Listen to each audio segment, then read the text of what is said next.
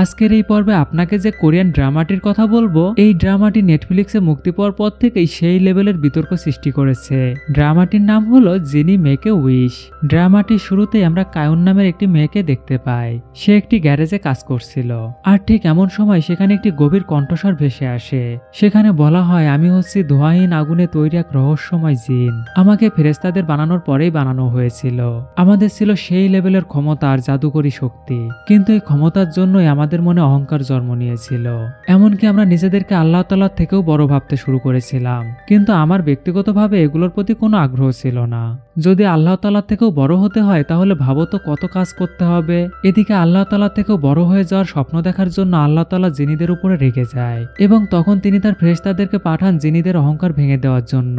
আর এরপর থেকেই জিনি এবং ফেরেশতাদের মধ্যে এই লড়াই 300 বছর ধরে চলতে থাকে এবং এই লড়াই লড়তে লড়তে সব জিনিরা প্রায় শেষ হয়ে গিয়েছিল।